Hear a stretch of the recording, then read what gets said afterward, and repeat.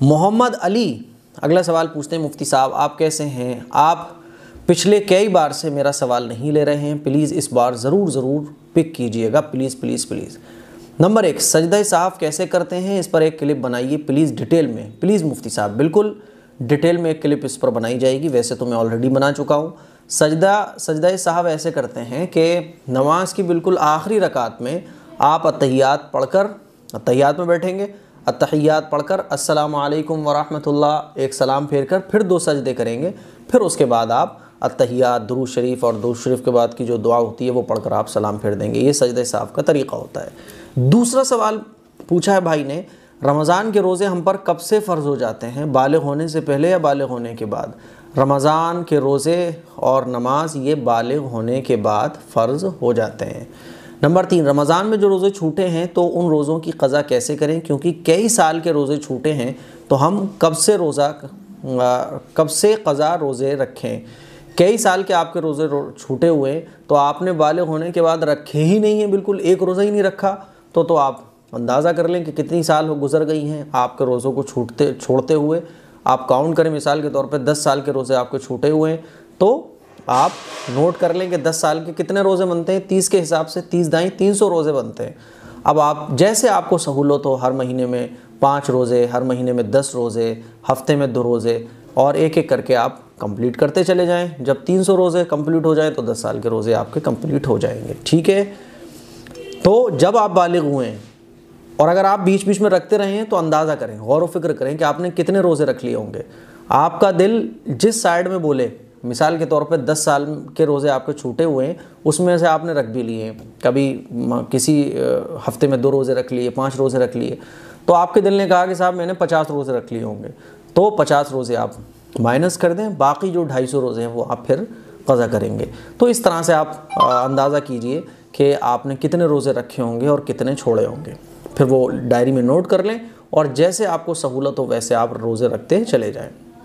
Number 4, चौथा सवाल है, पीरियड टाइम किसी को कुरान की आयत दम करके दे सकते हैं शिफा के लिए? क्योंकि मेरी बहन जो शारीरिक अपंग है उसके लिए आपने बताया था कि रोज़ कलौंजी के दाने पर पानी पर सूरह फातिहा दम करके देने को कहा था, तो क्या पीरियड में भी वो पानी पढ़कर उसे पिलाया जा सकता है?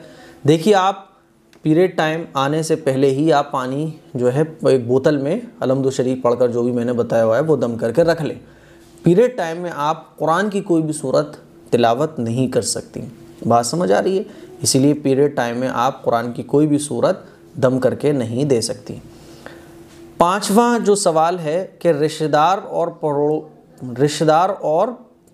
पड़ोसी से, क्लियर लिखा करें, पड़ोसी से अच्छे से ताल्लुक़ ना रखना, उनसे बात ना करना, उनकी बेअदबी करना गुनाह है।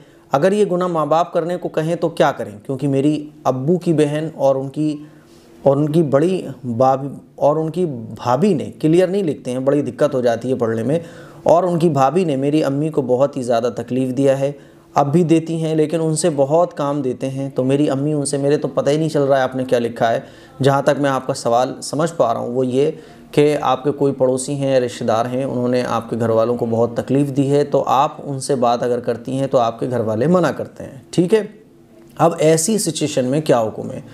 तो देखिए, पहले तो आप अपनी अम्मी को समझाएं कि अल्लाह ताला जो दुनिया में अल्लाह के लिए किसी को माफ़ करता है, हमें किसी ने सताया लेकिन हमने अल्लाह के लिए उसको माफ़ कर दिया, अपने दिल को साफ़ कर लिया, तो आखिरत में अल्लाह ताला हमें माफ़ कर देगा और अल्लाह ताला ऐसे शख्स को बहुत ऊंचा दर्जा इनायत फरमाएगा जन्नत में। और हमारे आका सल्लल्लाहु अलैहि वसल्लम का तरीक़ा ये है कि हुज़ूर अलैहिस्सलातु वस्सलाम ने दुश्मनों को भी माफ़ फरमा दिया है।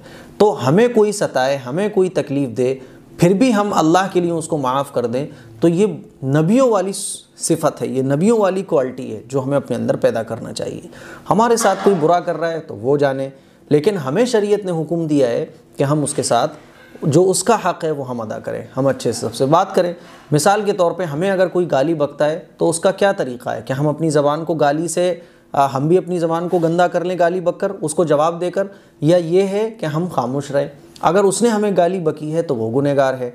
अब उसकी गाली पर रिप्लाई करते हुए हम भी गाली बकेंगे तो फिर हम भी गुनहगार हो गए, यानी जैसे वो था वैसे हम बन गए।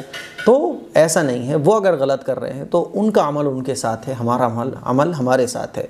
फिर भी अगर अम्मी पापा या घर के लोग मना करते हैं कि भाई फ़लाँ उनसे बात नहीं करनी, उनसे बात नहीं करनी, तो ये है कि आप अपना दिल साफ़ रखें और कभी वो बीमार पड़ जाएं तो इयादत कर लें, है ना।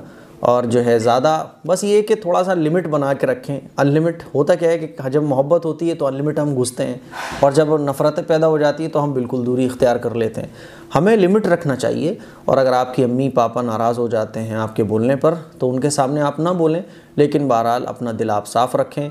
कभी उनको किसी चीज़ की ज़रूरत पड़ जाए, है ना, कोई बीमार हो जाए या आपकी ज़रूरत उन्हें महसूस हो, तो आप अपना हक़ अदा करें अल्लाह के लिए। और यही बात आप अपने अम्मी को या जो भी आपको रोकते हैं उनको समझाएं कि अल्लाह के लिए दूसरों को माफ़ करना सीखो, अल्लाह ताला आखिरत में तुम्हें अजर देगा। ठीक है, तो बहरहाल देख लें, हिकमत से काम लें। अम्मी अगर नाराज़ हो जाती हैं तो फिर भी समझाएं अम्मी को, फिर भी नहीं मानती हैं तो फिर ठीक है, अम्मी के सामने थोड़ा सा दूरी बनाए रखें, लेकिन बहरहाल आप अपना दिल साफ़ रखें।